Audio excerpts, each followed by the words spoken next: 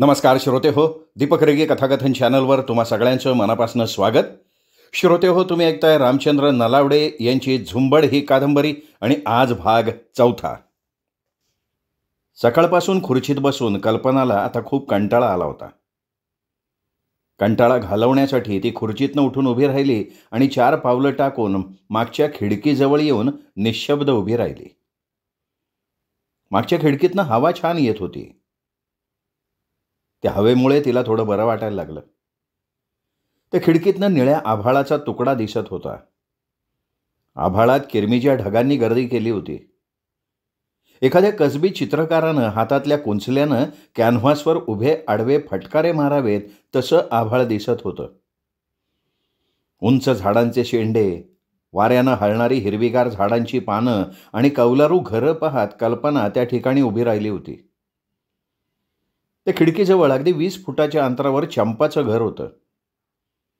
चंपा कडेवर तिचं छोटं मूल घेऊन अंगणात उभी होती. चंपाच्या जवळ 2 छोट्या मुली रडत होत्या. चंपानं ज्या मुलाला कडेवर उचलून घेतलं होतं तो मुलगा पांगळा होता. त्याचे कमरेखालचे दोन्ही पाय पोलिओमुळे लुळे पडलेले होते. अंगणातल्या एका कोपऱ्यात त्या मुलाचा पांगुळ गाडा होता. तो मुलगा पांगुळ गाड्यात बसून रडायला लागल्यामुळे चंपानं उगी करत त्याला कडेवर उचलून घेतलं होतं आणि त्याला उचलून घेतल्यामुळे तिच्या त्या 2 छोट्या मुली रडत होत्या. चंपाचं लक्ष कल्पना उभी असलेल्या खिडकीकडे गेलं. दोघींची नजरानजर झाल्यावर त्या दोघी ओळख दाखवत गालात हसल्या. रडणाऱ्या मुलाला गप्प करत चंपा त्याला म्हणाली, "अरे पिंट्या, रडू नकस, त्या मॅडम तुला हसत्यात बघ." पिंट्या थोडा वेळ रडायचं विसरून गेला. तो कल्पनाकडे निष्पाप डोळ्यांनी पाहायला लागला. त्याला पाहून कल्पना पुन्हा गालात हसली आणि खिडकीतनं दोन्ही हात बाहेर काढून ती त्या पिंट्याला बोलवत म्हणाली, "अरे पिंट्या ये." कल्पनाच्या डोळ्यात माया होती. ती खिडकीतून बाहेर हात काढून बोलवत असल्यामुळे तो छोटा मुलगा पिंट्या तिच्याकडे निष्पाप डोळ्यांनी एकटक पाहायला लागला. तो आता रडायचा थांबला होता. नंतर तो तिच्याकडे हात दाखवून मॅडम मॅडम करत टाळ्या पेटायला लागला. त्याच्या तोंडावर दिसणारा आनंद पाहून चंपा मनातल्या मनात सुखावली. पिंट्या चांगला मुलगा आहे. त्याला चालता येत नाही. पुढे त्याचं कसं होईल याचा चंपा दिवस रात्र विचार करत असे आणि मनातल्या मनात ती कुढत असे. कधीकधी तिला अन्न गोड लागत नसे. तिच्या दारुड्या नवऱ्याला सांगून सुद्धा काही काडीचा फायदा होत नव्हता. उलटपक्षी संध्याकाळी तो दारूनं झिंगून घरी यायचा आणि जेवणावरून तिच्याशी भांडत बसायचा. कधीकधी लाथाबुक्क्यांनी तिला तो तोडवायचा. नवऱ्याचा मार खात खात चंपा तिच्या मुलांना सांभाळत होती. पोटातलं दुःख ती कधीही चेहऱ्यावर दाखवत नसे. पदरी पडलं आणि पवित्र झालं असं ती तिच्या मनाची समजूत घालत होती. कल्पना खिडकीतनं हात बाहेर काढून त्याला मायेनं बोलवत होती. डोळ्यात आलेलं पाणी पुसत चंपा तिला रुद्धकंठानं म्हणाली, "मॅडम, अहो देवानं त्याला समज दिलंय, पण त्याला चालायला पाय नाही दिलं बघा. नाही तर तुम्ही बोलवायची खोटी तो तुमच्याकडं लगी धावत आला असता. तुम्ही त्याला पोलिओचे डोस नाही दिले का? अहो तीच माझी लय मोठी चूक झाली बघा. ताई, तुम्ही त्याला एखाद्या चांगल्या डॉक्टरला दाखवा, तो बरा होईल." "मॅडम, अहो पिंट्याचा बापू शेती करणारा, घरात खाणारी मॉप माणसं. ही पोरं लहान आहेत म्हणून त्यांना टाकून मला कुठं रोजगाराला सुद्धा जाता येत नाही. त्या त्यांचा बापूस दारोड्या, तेव्हा डॉक्टरी करायला पैसा आणायचा कुठनं? पण ताई, डॉक्टरकडे त्याला नेल्याशिवाय तो बरा होऊन चालू शकणार नाही. तुम्हाला प्रयत्न करावे लागतील." कल्पना तिला पुन्हा पुन्हा आठवण करत म्हणाली. चंपा 4 पावलं टाकून खिडकीजवळ आली आणि तिच्या डोळ्यांकडे बघत ती कल्पनाला म्हणाली, "मॅडम, तुम्हासनी समज सांगते. हा पीस बंद करा आणि वाईच माझ्याकडे चहाचा घोट घ्या. या माझा नवरा नाही घरात, तो गेलाय कामाला. आपण निवांत बोलू. या गावात आल्यापासनं तुम्ही माझ्या घरी कधी आलाव नाही." सांज झाली होती. उन्हाची काहिली आता कमी झाली होती. झाडाच्या सावल्या एकमेकात मिसळून लांबल्या होत्या. संध्याकाळचा छान वारा सुटला होता. सकाळपासून कल्पनानं स्वतःला ग्रामपंचायतीच्या कार्यालयात कोंडून घेतलं होतं. त्यामुळे तिला खूप कंटाळा आला होता. अंगसुद्धा जड झाल्यासारखं वाटत होतं. अंगातली सुस्ती घालवण्यासाठी तिने चंपाचं चहाचं आमंत्रण अगदी आनंदानं स्वीकारलं. पायात चपला घालून तिने फक्त दार ओढून घेऊन कडी लावली. रस्त्यावरचे मुरमाचे खडे टाचेनं तुडवत ती कार्यालयाच्या मागच्या बाजूला आली. चंपानं पिंट्याला कडेवरनं खाली ठेवलं. कल्पनाला बसण्यासाठी ओटीवर घडी करून कांबळी अंथरली. कल्पना त्या कांबळीवर भिंतीला पाठ टेकून मांडी घालून बसली. चंपाच्या मुली अंगणात पिंट्याबरोबर खेळत होत्या. पिंट्याला चालता येत नव्हतं. तो हातापायाच्या ढोपरानं पुढं पुढं सरकत असे. त्यामुळे त्याच्या हातापायाची ढोपरं सोलवटून निघाली होती.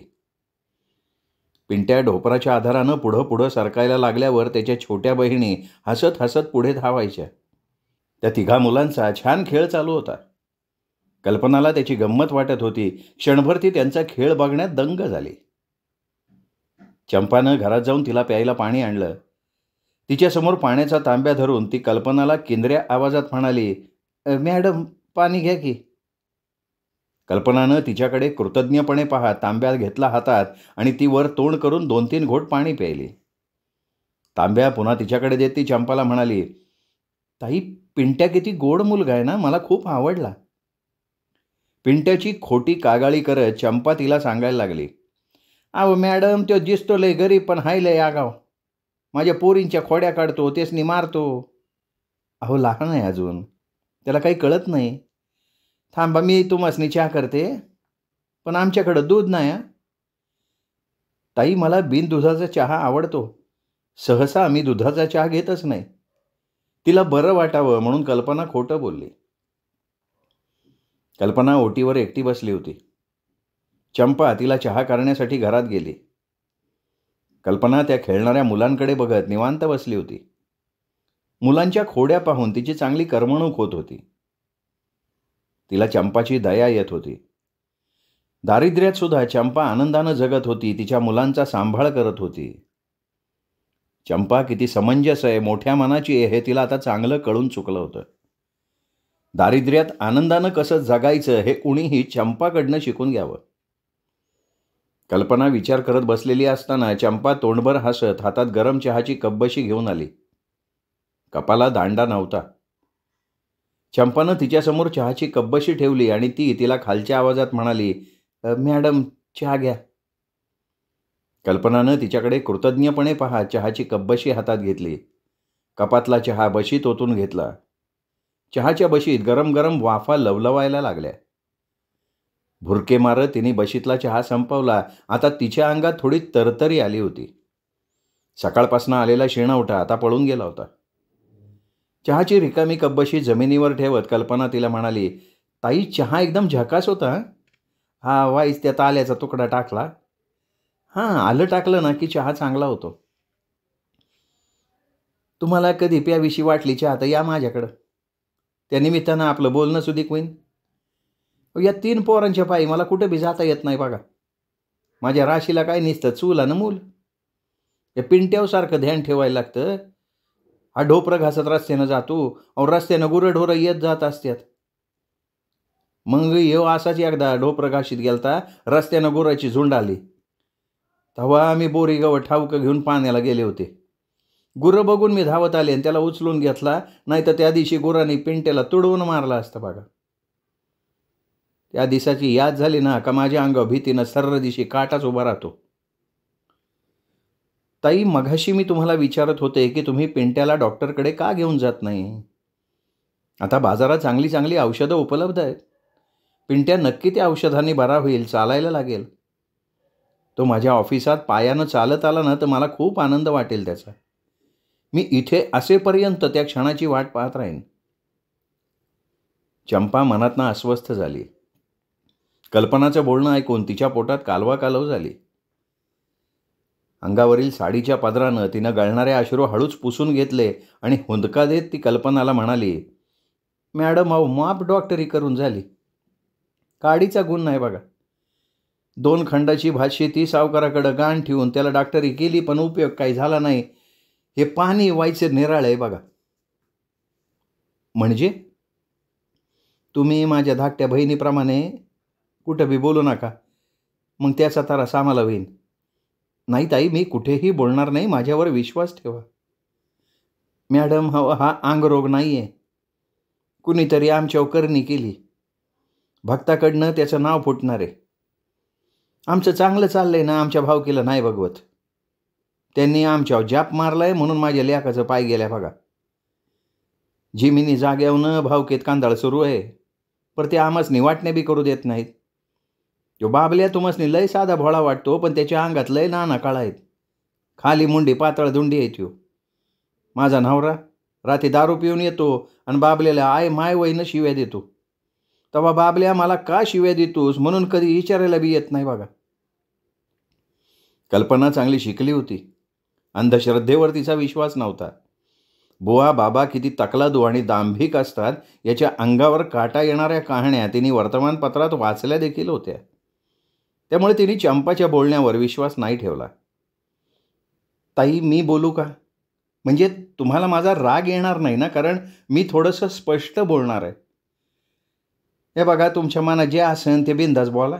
मी तुम्हाला काय बी बोलणार नाही बघा. छातीत ताजी हवा भरून घेऊन कल्पना तिला म्हणाली, ताई, भगतगिरी करून असं कोणाचे पाय जात नाहीत. या सगळ्या मनाच्या कल्पना आहेत. तुम्ही त्या वाटेला जाऊ नये असं माझं म्हणणं आहे.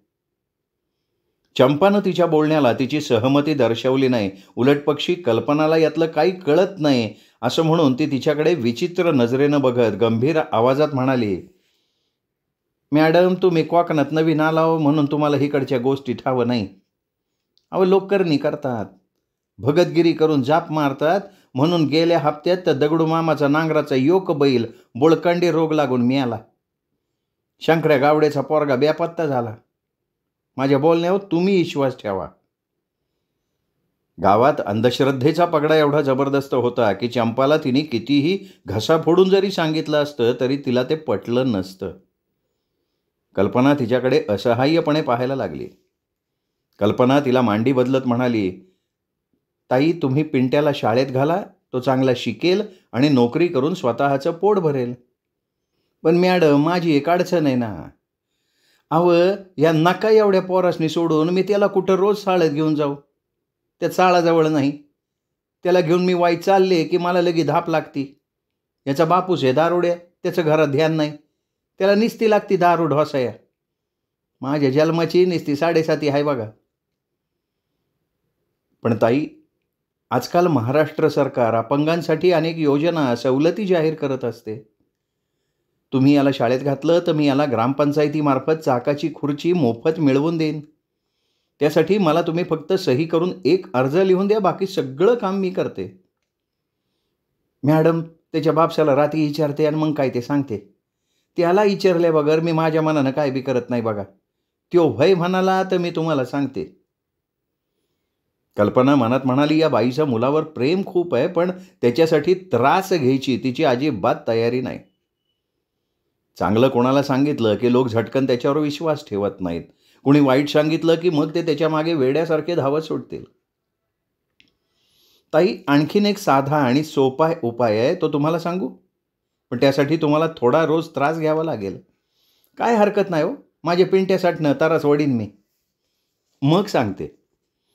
तुम्ही रोज अर्धा पाऊण तास राईच्या तेलानं त्याच्या दोन्ही पायाच्या नखांपासनं ते मांड्यांपर्यंत मसाज करा. त्यामुळे आखडलेल्या शिरा मोकळ्या होतील, त्यांना चांगला रक्तपुरवठा होईल. हे बघा, त्याला काठी घेऊन चालता आलं ना तरी खूप झालं. आजपासनं तुम्ही मसाजला सुरुवात करा. हे तिचं बोलणं ऐकून चंपाला बरं वाटलं. तिला होकार देत ती म्हणाली, मॅडम, तुम्ही सांगतो म्हणून मी आजच त्याच्या पायाला मालिश करायला सुरुवात करते. महा पिंट्या चालायला लागला ना की मी काल काही देवीची खाणा नारळानं वटी भरीन. अगं, शहाणपणाच्या गोष्टी या गावात कुणी बी कुणाला सांगत नाही. नरकोंडी प्यायची आणि एकमेकाची आईभन काढायची, त्यामुळं माणसाला किलोस येतोय. ताई, मी आणखीन एक प्रश्न तुम्हाला विचारणार आहे. कल्पना हसत हसत तिला म्हणाली, कुशाल विचारा की, म्या कशा पाय तुम्हाला अडवू. पिंट्याचं तुम्ही नाव काय ठेवलंय? तुम्ही सगळेजण त्याला पिंट्या पिंट्या अशीच हाक मारता. अहो, पिंट्याचं नाव आहे दीपक. तो लहान असल्यापासून आम्ही त्याला लाडानं पिंट्या म्हणून साथ घालतो. पिंट्याच्या आज्याचं नाव धाकटू असं होतं. तो सुद्धा पायानं चालू शकत नव्हता. त्याच्या दोन्ही पायातनं वारा गेला होता. पायातनं जरी वारा गेला असला तरी धाकटू कधी घरात स्वस्त बसत नव्हता. त्याच्या दिनचर्येत काडीचा बदल होत नव्हता. हातात मेसाची लांबुडकी काठी घेऊन तो 50-60 पावलं टाकायचा. बैलगाडीत तोडलेली लाकडं भरायचा आणि जोखडाला पकडून टुणकन उडी मारून त्यावर बसायचा.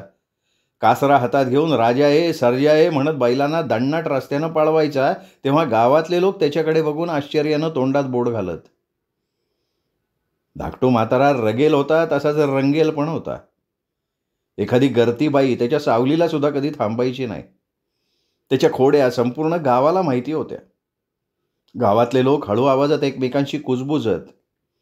त्याच्यावर देव कोपलाय म्हणून त्याच्या घरात पांगळं मूल जन्माला येतोय, गेल्या जन्मीचं पाप धाकटू ह्या जन्मी फेडतोय असं म्हणत.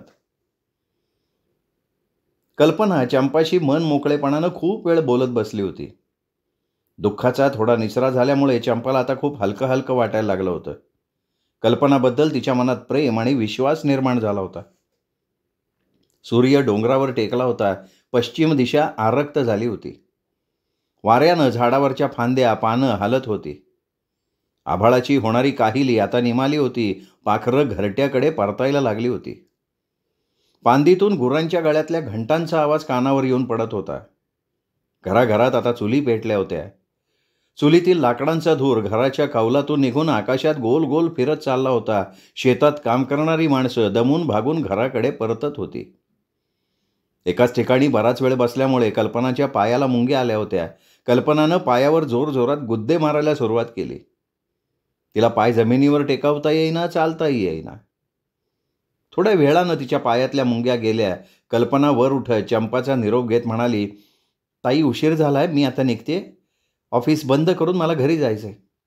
पुन्हा कधी मला कामातनं सवड मिळाली की मी तुमच्याशी गप्पा मारायला येईन. कल्पना घराची पायरी उतरून अंगणात आली. चंपा तिला मध्येच अडवत म्हणाली, मॅडम वाईस थांबा की.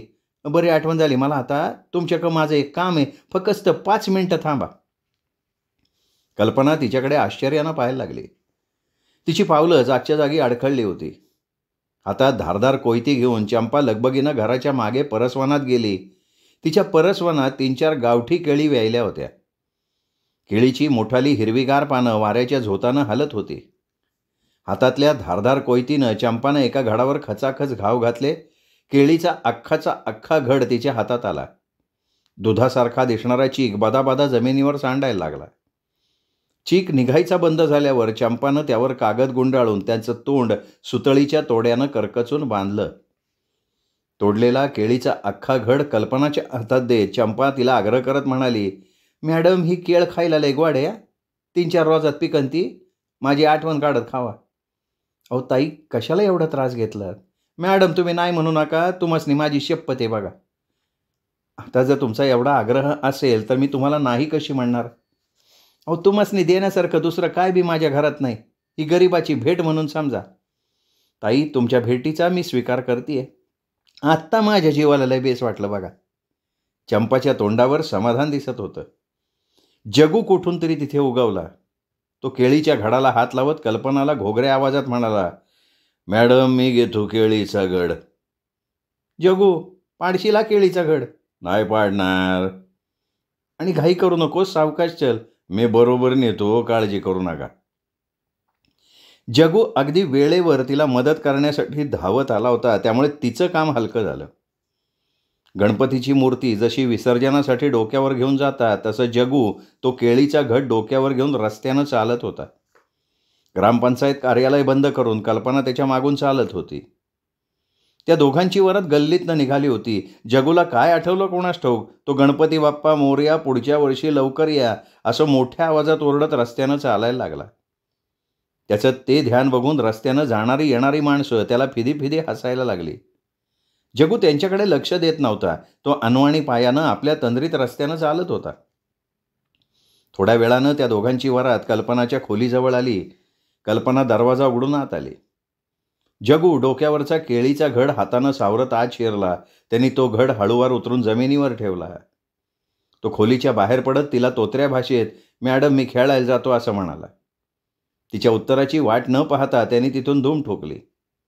कल्पना त्यानं काम केल्याबद्दल त्याला काहीतरी खायला द्यायचा विचार करत होती. ती त्याच्यामागे जगू थांब, जगू थांब असं मोठमोठ्यानं ओरडू लागली, पण जगूनं मागे वळून पाहिलं नाही. त्यामुळे कल्पनाचे शब्द हवेत विरून गेले, पण तिच्या मनाला मात्र ते खूप लागलं.